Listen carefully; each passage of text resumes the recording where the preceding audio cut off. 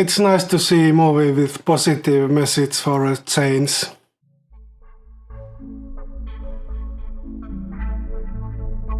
Hi, welcome to 5 Minutes with Kvesti.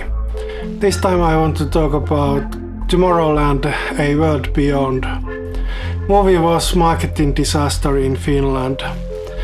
Instead of marketing it as movie by director of The Iron Giant and The Incredibles, it was marketed as movie by two-time Oscar winner. And because of that, I saw this movie in almost empty theater at premiere night. To be honest, I don't know who this movie was targeted to. Violence level was for the kids movie, but this movie links current events to end of the world, and that's probably not suitable for all the kids. Adults wait for eventual end of the world. It's up to teen Kvesti to convince adults that they can save the world. She knows world is going to worse. When she asks what she can do to save the world, no one can answer her question. George Clooney's Frank, old grumpy inventor who has convinced that world will end at certain time. He has computer program calculating the possibility of world ending. When Cassie comes to Frank's place, program shows that it is possible to prevent end of the world. Third main character is a weird little girl named Athena. Athena recruits Frank and Casey to save the world. Tomorrowland is futuristic utopia in another dimension. If I have to use one word to describe Tomorrowland, it is uneven. There's nothing really bad in this movie. There's just too many different tones, and movie jumps from one tone to completely another tone too many times. Tomorrowland has many interesting ideas.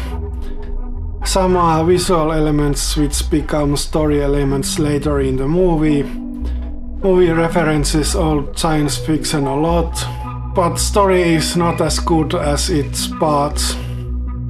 Which is a shame, because this is a movie with positive message, and science fiction movies with positive message are too few.